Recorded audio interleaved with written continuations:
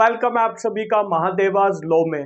तो सबसे पहले क्या है भाई, बेयर एक्ट अपने पास ले लो, कॉन्स्टिट्यूशन ऑफ इंडिया के बेयर एक्ट ले लो। अगर आपके पास बेयर एक्ट नहीं है, आप लॉ स्टूडेंट है, तो भाई परचेज कर लो। बेयर एक्ट से पढ़ना काफी ज्यादा जरूरी होता है आपकी अंडरस्टैंडिंग के लिए, क्योंकि आप अगर आगे जुडिशरी में जाओगे, जजेस वगैरह बन जाओगे या फिर आप लॉयर बनोगे, तो उस टाइम भी बेयर एक्ट आपको पढ़ना पड़ेगा। बेयर एक्ट एसेंशियल है, इस चीज को ध्यान रखना, ठीक है। यहाँ पर जो है मैंने शॉर्ट में लिख रखे आर्टिकल और उनका आगे की हेडिंग एक्सप्लेन मैं आपको करता जाऊंगा ताकि आपको इजीली समझ आ जाए। बेयर एक्ट से मैं बताऊंगा चीजें आपको, तो इसलिए बेयर एक्ट अपने साथ में रखना। अगर बेयर एक्ट ने कोई नहीं, जो जो बात बताऊं उसके पॉइंट बनाते हुए चलना इजी हो जाएगा। लॉ स्टूडेंट तो आपके लिए हेल्पफुल है, जुडिशरी की प्रिपरेशन कर रहे हो हेल्पफुल है, आईपी उसकी अगर क्लैट की कर रहे हो तो भी हेल्पफुल है, और अगर आप लॉ स्टूडेंट हो और आपके एग्जाम वगैरह आने वाले तो भी ये वीडियो आपके लिए हेल्पफुल रहने वाली है। तो इधर उधर की बात और ना करते हुए सीधा आते हैं हमारे टॉपिक पे। तो भाई देखिए, सबसे पहले हम क्या कर रहे हैं, हम आज शुरू कर रहे हैं हमारा पार्ट 5। पार्ट जो 5 है कॉन्स्टिट्यूशन ऑफ इंडिया का पार्ट 5 है, ठीक है, जो बात करता है द यूनियन। ये चैप्टर्स में बटा हुआ है। तो अगर फर्स्ट चैप्टर की बात करें तो फर्स्ट चैप्टर बात करता है एग्जीक्यूटिव। अब मैं एक चीज आपको बताता हूं, देखो कहीं भी एग्जीक्यूटिव का नाम अगर आप सुनोगे, सबसे पहले हमारी 3 बॉडी होती है, एग्जीक्यूटिव, जुडिशरी और लेजिस्लेचर, ठीक है। Legislature, executive, judiciary. देखो लेजिस्लेचर का काम क्या है, लेजिस्लेचर का काम है लॉ बनाना, पार्लियामेंट हमारा पार्लियामेंट लॉ बनाता है, वो हो गया लेजिस्लेचर। अब एग्जीक्यूटिव का क्या काम है, एग्जीक्यूटिव बॉडी का काम है उसको इंप्लीमेंट करना, उसको क्या करना, इंप्लीमेंट कराना, ठीक है। जुडिशरी का क्या काम है, जुडिशरी का काम है जो लॉ बनाए हैं उसने, जुडिशरी ने, उसने लेजिस्लेटिव ने, जो लेजिस्लेटिव ने लॉ बनाए हैं, जुडिशरी का काम है उसको प्रोटेक्ट करना। जैसे फॉर एग्जांपल कोई लॉ बनाया गया, हम मर्डर ले लेते हैं कि भाई किसी का मर्डर करना एक पनिशेबल ऑफेंस है, वो लॉ बनाया हमारी लेजिस्लेटिव ने, लेजिस्लेचर ने, ठीक है। अब उसको इंप्लीमेंट कौन कर रहा है, उसको लागू कौन करवा रहा है कि भाई मर्डर अगर आप करोगे आपको हम पकड़ लेंगे, जेल में डाल देंगे, फिर कोर्ट ले जाएंगे, ये काम कर रही है हमारी पुलिस, एग्जीक्यूटिव बॉडी के अंदर आती है, ठीक है। मैं एक छोटा सा एग्जांपल दे रहा हूं। अब भाई उसको सजा कौन दे रहा है, कौन उसके ट्रायल वगैरह चला रहा है, कौन देगा, वो देगी हमारी जुडिशरी। तो जुडिशरी उस लॉ को प्रोटेक्ट कर रही है कि भाई मर्डर अगर आप करोगे तो आपको फिर पनिश किया जाएगा। ये होपफुली बात आपको क्लियर समझ आ गई होगी। अब बात करते हैं प्रेसिडेंट के बारे में। देखिए प्रेसिडेंट ऑफ इंडिया, अब मैं आपको सिंपल बताऊं, प्रेसिडेंट आपने बहुत जगह सुना होगा कि भाई फला कॉलेज का प्रेसिडेंट है, फला बार का प्रेसिडेंट है, लेकिन एक इंडिया लेवल पे अगर हम बात करें, हमारे सेंट्रल लेवल या फिर मतलब इंडियन लेवल पे, इंडिया के लेवल पे बात करें, तो भैया प्रेसिडेंट ऑफ इंडिया एक ही है हमारे, अभी द्रौपदी मुर्मू जी हैं, ठीक है। तो प्रेसिडेंट ऑफ इंडिया हमारे एक है। लेकिन आपको पता है प्रेसिडेंट ऑफ इंडिया को और क्या क्या चीजें कहा कही जाती है और किस किस चीज से उनको जोड़ा जाता है। देखिए सबसे पहली चीज क्या है, हेड ऑफ द स्टेट अगर पूछा जाए, जैसे आप कोई आंसर राइटिंग कर रहे हैं या फिर क्वेश्चन आ सकता है कि भाई हेड ऑफ द स्टेट किसको माना जाता है इंडिया में, तो प्रेसिडेंट ऑफ इंडिया को हेड ऑफ द स्टेट माना जाता है। और ये जो स्टेट वर्ड है, ये स्टेट वर्ड का मतलब ये राज्य नहीं है कि भाई आप यूपी कह लो, राजस्थान कह लो, नहीं, स्टेट मतलब इंडिया। यहां पर स्टेट का मतलब क्या हो गया, हमारा प्यारा इंडिया, हमारा प्यारा भारत, ठीक है। तो हेड ऑफ द स्टेट किसको बोला जाता है, प्रेसिडेंट ऑफ इंडिया को। पहली चीज ये, जो प्रेसिडेंट ऑफ इंडिया है उनको फर्स्ट सिटीजन ऑफ इंडिया भी कहा जाता है। अगर आप आंसर राइटिंग कर रहे हो और आप प्रेसिडेंट के बारे में कुछ लिख रहे हो तो आप ये भी लिख सकते हो कि भैया फर्स्ट सिटीजन ऑफ इंडिया हमारे प्रेसिडेंट साहब हो गए, ठीक है। और क्या होता है, देखो एग्जीक्यूटिव का अगर बात करें ना, तो एग्जीक्यूटिव में सबसे बड़ा रोल प्रेसिडेंट ऑफ इंडिया का माना गया है। क्यों, क्योंकि जो भी डिसीजंस लिए जाते हैं, जो भी काम होते हैं, वो प्रेसिडेंट ऑफ इंडिया के नाम से होते हैं, ठीक है।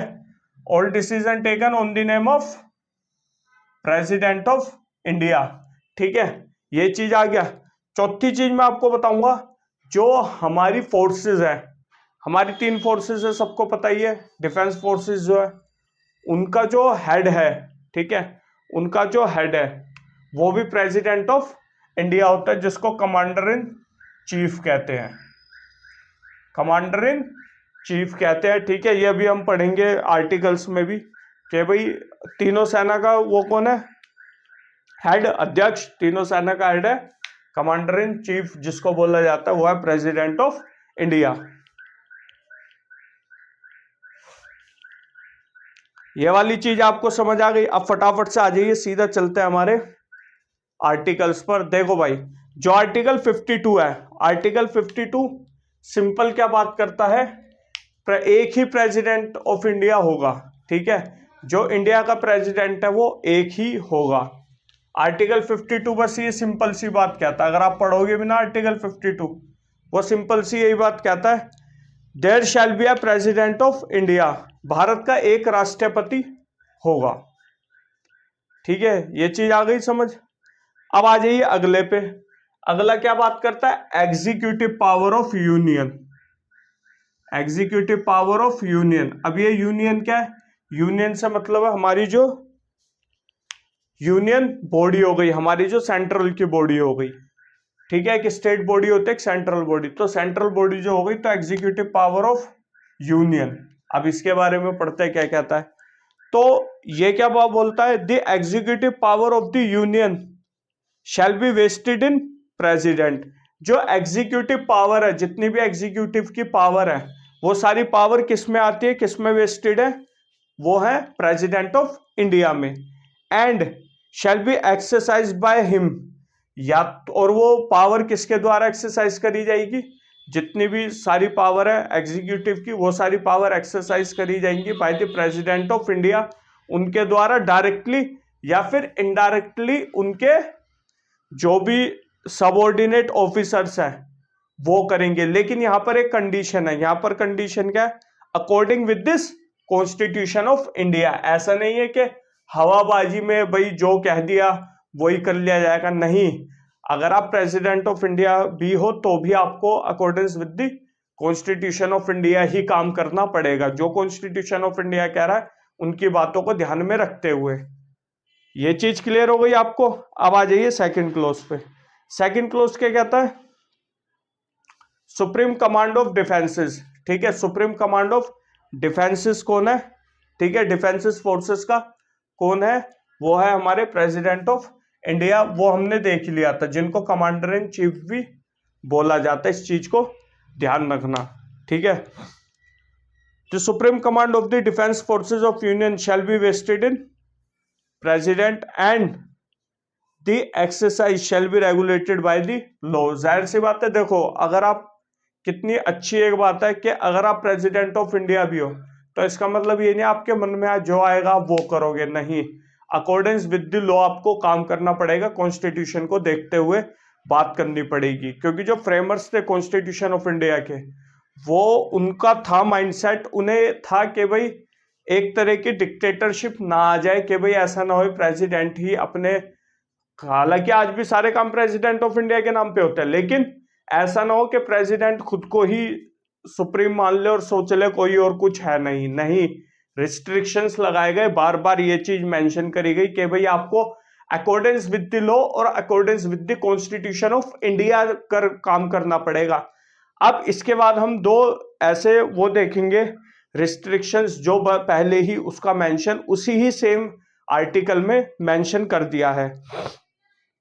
सब क्लोज अगर आप 3 देखोगे तो उसके अंदर क्या लिखा हुआ है, nothing in this article shall be deemed to transfer the president any function conferred by any existing law on government of any state or other authority. देखो भाई, ये जो बातें हमने कह दी फर्स्ट और सेकंड क्लोज में, इसका मतलब ये नहीं है कि अगर किसी स्टेट गवर्नमेंट या किसी अथॉरिटी को कोई पावर दी गई है तो उसमें प्रेसिडेंट ऑफ इंडिया इंटरफेयर करेंगे या वो पावर ले लेंगे, ऐसा बिल्कुल भी नहीं होगा। जिसको जो पावर एज पर लॉ और as per constitution of India दी गई है उसका पूरा राइट है उस पावर को यूज करने का। पहली चीज ये कह दी।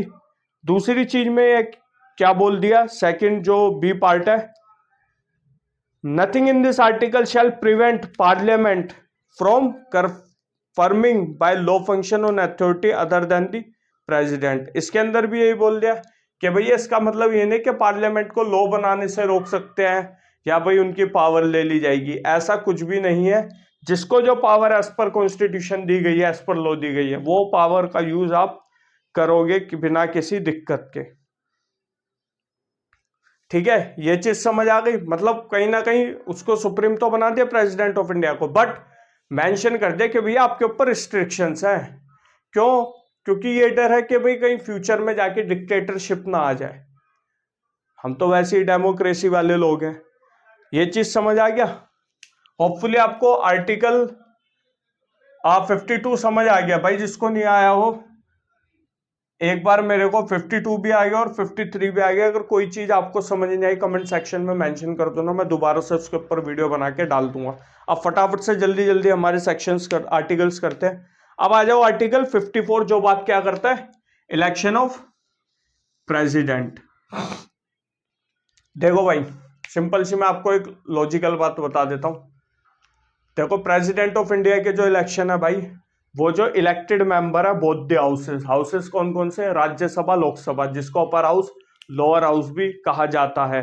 ठीक है, उनके जो मेंबर्स है इलेक्टेड मेंबर, उनको पावर है वोट डालने की प्रेसिडेंट ऑफ इंडिया को। और आपकी जो स्टेट लेजिस्लेटिव असेंबली है, स्टेट लेजिस्लेटिव, ठीक है, यहाँ काउंसिल नहीं है, यहाँ लेजिस्लेटिव असेंबली जो है स्टेट की, उसको पावर है, वो उनके भी इलेक्टेड मेंबर को पावर है वोट डालने की। इसके अलावा किसी और को पावर नहीं है। सिटीजन ऑफ इंडिया वोट नहीं डाल सकते प्रेसिडेंट ऑफ इंडिया को, लेकिन हमने जिनको वोट देकर इलेक्ट करा है, ठीक है, एमपीज हो गए, ठीक है, आपके एमएलए हो गए, उनको पावर है कि वो वोट डाल सकते हैं प्रेसिडेंट ऑफ इंडिया को इलेक्ट करने के लिए। पहली चीज ये आ गई। ठीक है, ट्रांसफरेबल वोट चलता है, बैलेट सीक्रेट सिस्टम चलता है। इसमें ऐसा नहीं है जो पीएम वाले इलेक्शन हो वैसे हो, नहीं, इससे बिल्कुल अलग टाइप के इलेक्शन चलते हैं। ये एक मैंने ओवरव्यू आपको दे दिया ताकि आपके दिमाग में फिट बैठ जाए। हाँ जी, election of president article 54। Article 54 क्या कहता है, the president shall be elected by a member of an electoral college consisting of, कौन कौन हो सकता है, elected member both the houses of parliament, Rajya Sabha Lok Sabha, जैसे मैंने आपको बताया। सेकंड क्या है, the elected member of the legislative assembly of the state, जो भी लेजिस्लेटिव असेंबली है स्टेट की, उनके जो इलेक्टेड मेंबर है उनके द्वारा भी वोट डालकर इलेक्ट किया जाएगा प्रेसिडेंट ऑफ इंडिया को।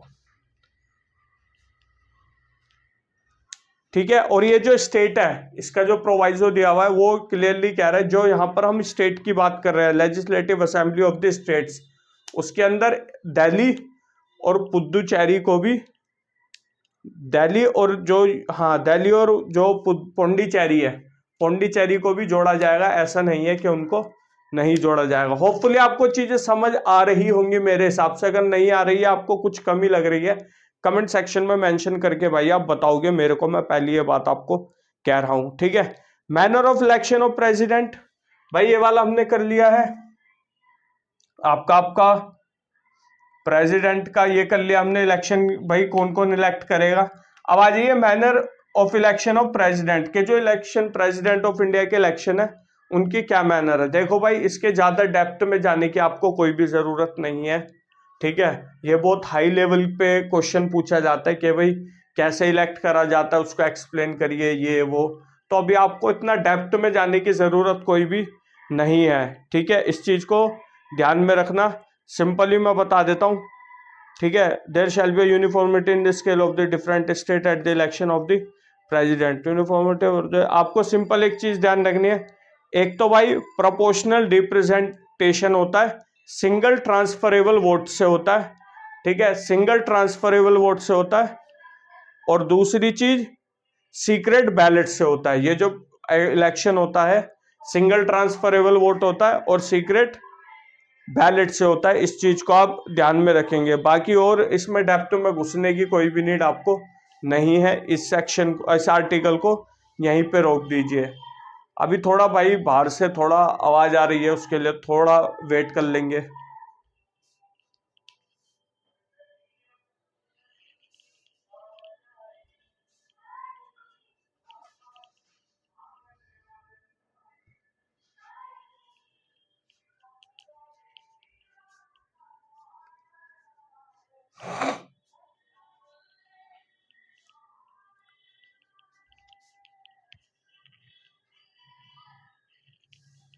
कट कर जाएगा।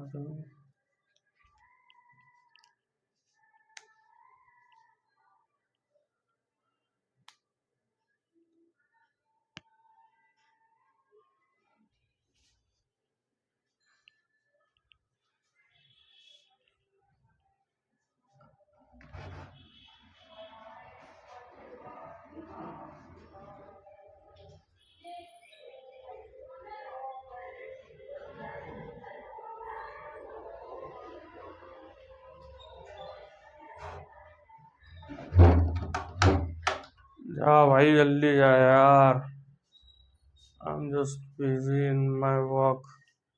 जा जा।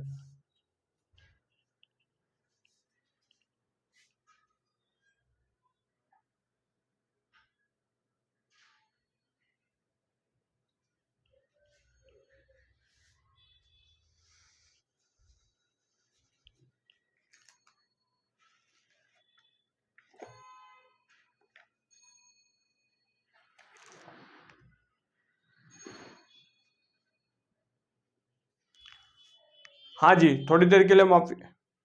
हाँ जी, तो अब बात करते हैं हम हमारे आर्टिकल 56 की। ठीक है, 55 हमने मैनर देख लिया, इलेक्शन का क्या होता है, इलेक्शन ऑफ प्रेसिडेंट में कौन कौन वोट दे सकता है वो भी हमने देख लिया।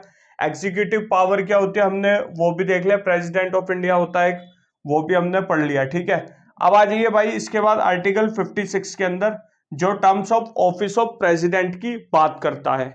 देखो भाई, सिंपल सी बात है, जो प्रेसिडेंट ऑफ इंडिया का टर्म होता है, मान लीजिए भाई कोई पर्सन प्रेसिडेंट ऑफ इंडिया बने, अब वो कितने साल तक काम करेंगे एज अ प्रेसिडेंट, तो इसका टेन्योर 5 ईयर है। इस चीज को आप ध्यान रखना।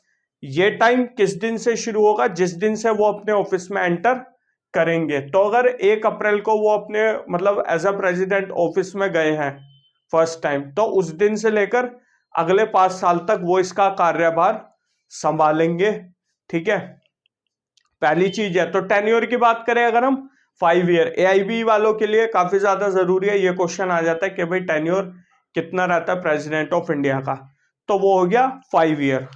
बाकी जो जुडिशरी के लिए प्रिपेयर कर रहे हैं भाई, उनके लिए प्री में ये वाले क्वेश्चंस आ जाते हैं। अब इसके अंदर कुछ प्रोवाइजो दे रखे हैं टेन्योर के साथ ही, कुछ वो बता रखे कि भाई रेजिग्नेशन वगैरह का क्या सीन है। अब देखिए, जो आपका आर्टिकल 56 का जो प्रोवाइजो ए प्रोवाइजो है वो क्या बोलता है, जो प्रेसिडेंट ऑफ इंडिया है वो रिजाइन, अपना जो रेजिग्नेशन है, अगर मान लीजिए वो रिजाइन करना चाह रहे हैं किसी कारणवश से, तो अपना रेजिग्नेशन वो किसको देंगे, प्रेसिडेंट देंगे, वाइस प्रेसिडेंट को। इस चीज को ध्यान रखना। जो क्लोज ए बोलता है प्रोवाइजो का कि भैया जो प्रेसिडेंट ऑफ इंडिया है अगर वो रिजाइन करना चाहते हैं तो वो अपने हाथ से राइटिंग में लिख के किनको देंगे, ये देंगे वो वाइस प्रेसिडेंट को। पहली चीज ये है। दूसरी चीज ये है, प्रेसिडेंट ऑफ इंडिया को कैसे हटाया जा सकता है, ये काफी ज्यादा जरूरी क्वेश्चन भी बनता है और आपके लिए भी बता रहा हूं।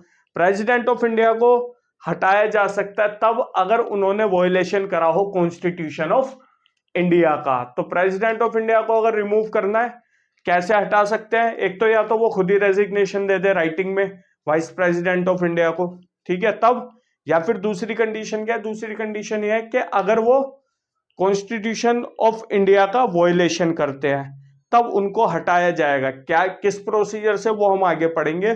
ठीक है, अब इसके बाद क्या है, the president not with tax per they continue hold office until.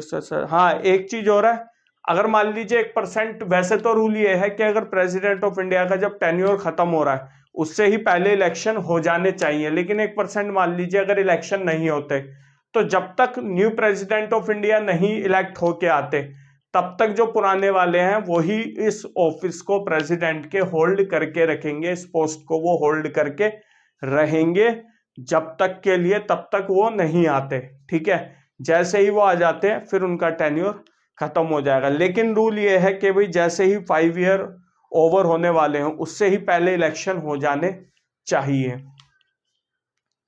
ये चीज समझ आ गई आपको। एक चीज और है इसके अंदर कि मान लीजिए जैसे भाई उन्होंने रेजिग्नेशन दे दिया अपने हाथ से लिख के वाइस प्रेसिडेंट ऑफ इंडिया को, तो वाइस प्रेसिडेंट ऑफ इंडिया का ये ड्यूटी है उसके उस रेजिग्नेशन को वो जितनी जल्दी हो सके, एज सुन एज पॉसिबल, जो लोकसभा के स्पीकर हैं, ठीक है, अभी कौन है लोकसभा के स्पीकर, कमेंट सेक्शन में मेंशन करके बताना। तो जो लोकसभा के स्पीकर हैं उनको जितनी जल्दी हो सके उनको हैंडओवर वो करना पड़ेगा, रेजिग्नेशन प्रेसिडेंट ऑफ इंडिया का ये रूल है, उन्हें करना पड़ेगा, कम्युनिकेट करना पड़ेगा। Speaker of house of the people, Lok Sabha को हाउस ऑफ द पीपल भी कहा जाता है, इस चीज को ध्यान रखना। अब आर्टिकल आपको 56 भी हमने कर लिया, टर्म्स वगैरह की बात कर ली। अब आ जाइए आर्टिकल 57 पर, एलिजिबिलिटी ऑफ री इलेक्शन। क्या भाई प्रेसिडेंट ऑफ इंडिया इलेक्शन एक बार जीत गए, बैठ गए वो अपनी सीट पर, 5 साल ओवर होने वाले, क्या दोबारा वो इलेक्शन के लिए कर सकते हैं अप्लाई या नहीं कर सकते? तो इसमें मैं सिंपल से आपको बात बता रहा हूं, कर सकते हैं, ऐसा कोई मना नहीं है कि आप अप्लाई नहीं कर सकते हैं, री इलेक्शन नहीं हो सकता, ऐसा कहीं भी नहीं है। A person who hold or who has held office as president subject to the other provision of the eligible for re-election to that office, वो दोबारा से इलेक्शन लड़ सकते हैं और दोबारा इलेक्ट होके आ सकते हैं, ये उनकी अपनी इच्छा है, ठीक है। 57 भी आपको समझ आ गया, eligibility of reelection, permission दे रखी है कॉन्स्टिट्यूशन ऑफ इंडिया ने कि आप। अब आ जाइए आर्टिकल 58 पे, qualification for election as president. President of India का अगर आपको इलेक्शन लड़ना, आपका मन हो गया देख के वीडियो कि भाई मेरे को भी लड़ना है, तो ऐसे में फिर आप कैसे लड़ोगे, क्या क्या क्वालिफिकेशंस है अगर हम बात करें भाई, सबसे ये चीज ध्यान रखना, ये आती है क्वेश्चंस में, तो आप ध्यान रखना। सबसे पहले क्या है भाई, प्रेसिडेंट ऑफ इंडिया में सबसे पहले सिटीजन ऑफ इंडिया होना चाहिए, क्योंकि फर्स्ट सिटीजन ऑफ इंडिया हम उनको कहते हैं प्रेसिडेंट ऑफ इंडिया को। तो भैया सिटीजन ऑफ इंडिया होना चाहिए, 35 ईयर कंप्लीट होने चाहिए उनके, ठीक है। क्वालिफाइड होने चाहिए इलेक्शन के लिए, कौन से इलेक्शन लड़ने के लिए, हाउस ऑफ द पीपल के, अगर वो मेंबर चुने जाने चाहिए तो उसके लिए क्वालिफाइड होने चाहिए, ठीक है। Is qualified for election as a member of house of the people, house of the people यानी कि लोकसभा के लिए। ये 3 चीज आपको समझ आ गई। A person shall not be eligible for election as any office of profit का। देखो भाई, अगर किसी पर्सन ने ऑफिस ऑफ, जब ये इलेक्ट हो जाते हैं ना प्रेसिडेंट ऑफ इंडिया, तो उस टाइम पर इनको ऑफिस ऑफ प्रॉफिट छोड़ना पड़ता है। ऑफिस ऑफ प्रॉफिट मतलब ये है कि भाई जो कहीं और ये अगर ये कुछ काम कर रहे हैं, अपनी सेवाएं दे रहे हैं और वहां से पैसा ले रहे हैं, तो ऐसे में उनको वो सारी चीजें छोड़नी पड़ेगी। ये रूल है प्रेसिडेंट ऑफ इंडिया के लिए, ठीक है। A person shall not be eligible for election as a president if he hold any office of profit under the government of India or the government of any state or under any local or other authority subject to control of the any of the said government। ठीक है भाई, ये चीज समझ आ गई आपको। Eligibility भी हमने पढ़ लिया, मतलब क्वालिफिकेशन क्या क्या होंगी उनकी।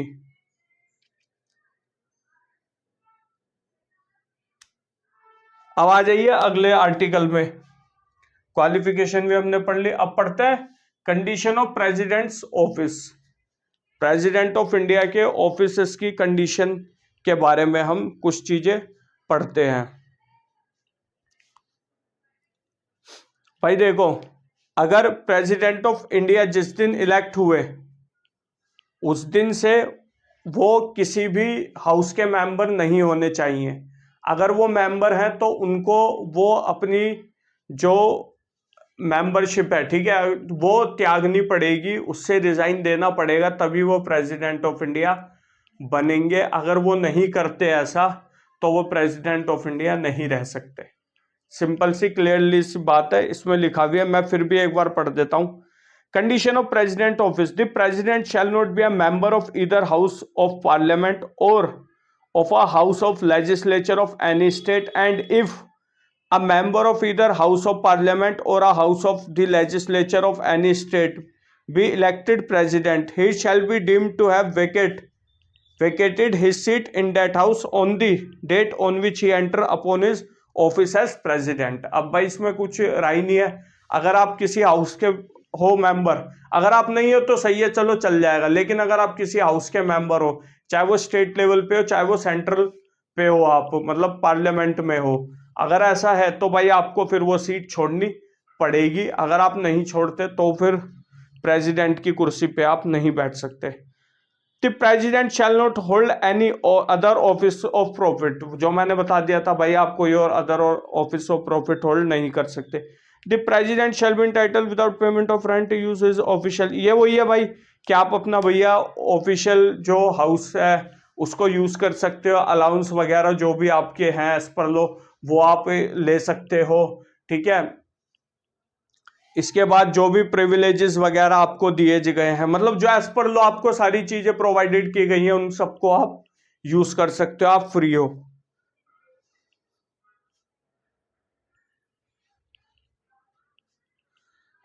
ठीक है, और ये है जब भाई वो प्रेसिडेंट ऑफ इंडिया है तो उनका जो भी अलाउंस वगैरह उसको कम नहीं किया जा सकता, जो जैसे चल रहा है वैसे ही चलता रहेगा।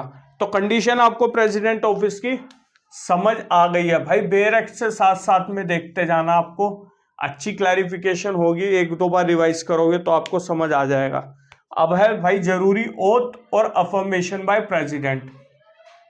आर्टिकल 60, देखो इसमें मैं सिंपल बता दूं, जब वो इलेक्ट होते हैं प्रेसिडेंट ऑफ इंडिया तो फिर वो ओथ लेते हैं, ठीक है, शपथ जिसको बोलते हैं, शपथ लेते हैं। अब ये शपथ दिलवाता कौन है, तो मैं आपको बता दूं भाई, चीफ जस्टिस ऑफ इंडिया शपथ दिलवाते हैं। अगर 1% मान लीजिए उस टाइम पे चीफ जस्टिस ऑफ इंडिया नहीं है, तो ऐसे में जो सीनियर मोस्ट जज है सुप्रीम कोर्ट ऑफ इंडिया के, जो सीनियर मोस्ट जज होंगे सुप्रीम कोर्ट ऑफ इंडिया के, वो फिर शपथ दिलवाएंगे अगर 1% चीफ जस्टिस ऑफ इंडिया नहीं है वहां पर अवेलेबल शपथ दिलवाने के लिए।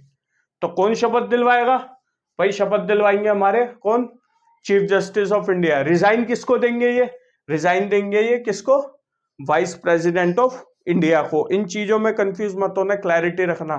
हटा कैसे सकते हैं इन्हें, या तो ये खुद ही रेजिग्नेशन दे दे या फिर कॉन्स्टिट्यूशन का अगर इन्होंने वॉयलेशन करा है तब। ये सारी चीजें क्लियर हो गई। अब ओथ में भाई ये लिखा हुआ है कि भाई जो ओथ है उसमें क्या क्या बोलना है क्या क्या नहीं, वो हमारा काम नहीं है, पढ़ना है आपको पढ़ लो ना, ठीक है। अब आ जाइए, ये काफी ज्यादा जरूरी है, article 61 procedure for impeachment of president. क्या प्रोसीजर है आर्टिकल 61 में कि भाई जब हटाना होगा, और यह है वॉयलेशन ऑफ कॉन्स्टिट्यूशन। एक तो रिजाइन दे दिया तो ठीक है भाई, रिजाइन दे दिया उसका तो चल जाएगा, लेकिन अगर इनको रिमूव करना है, इनको हटाना है, तो वो किस ग्राउंड पे हटाया जा सकता है, violation of constitution of India के ग्राउंड पे, अगर कॉन्स्टिट्यूशन ऑफ इंडिया का वॉयलेशन हुआ है। अब हटाने का प्रोसीजर क्या है उसके बारे में हम बात करेंगे। रिजाइन में तो चल जाएगा, उसमें तो हमें कुछ करना ही नहीं है, लेकिन यहां पर हटाने का क्या प्रोसीजर रहेगा उस पर हम बात करते हैं, ठीक है। देखो सबसे पहले क्या है, अगर भाई आपको रिजोल्यूशन लाना पड़ेगा, मैं सिंपल लैंग्वेज में आपको बता देता हूं। सबसे पहले क्या है, दोनों हाउसेज हैं, लोकसभा राज्यसभा, दोनों हाउसेज में से कोई एक हाउस रिजोल्यूशन लाएगा, ठीक है, इम्पीचमेंट के लिए, कि भैया ये जो है इन्हें हटाना है, ऐसे ऐसे एक प्रपोजल लेकर आएगा, ठीक है, जिसमें जो आपको 14 डेज प्रायर लाना पड़ेगा, at least 14 days notice in writing sign by not less than 1/4।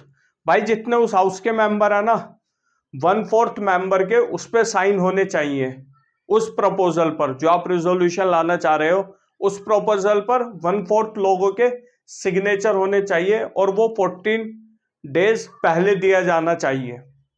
ऐसे नहीं है कि आप आज लिया और कह रहे हो करो, नहीं, 14 डेज का टाइम पीरियड है, इस चीज को ध्यान रखना, ठीक है।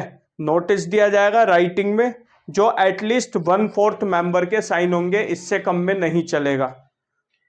अगर 1/4 मेंबर के द्वारा आपने रिजोल्यूशन लेकर आ गए, ठीक है, और अगर वो रिजोल्यूशन 2/3 की मेजोरिटी से, 1/4 तो आपने साइन करके प्रपोजल लिया है, अब उस रिजोल्यूशन को पास भी तो कराना होगा, तो उसी हाउस की 2/3 मेजोरिटी होनी चाहिए, उसको वोटिंग होगी। अगर 2/3 मेजोरिटी एग्री है कि भाई रिजोल्यूशन लाया जाए, ठीक है, यहां पर समझिएगा 1/4 तो हो गया प्रपोजल लाने के लिए, ठीक है, लेकिन 2/3 की मेजोरिटी उसको पास करने के लिए चाहिए, प्रपोजल को, रिजोल्यूशन को, ठीक है।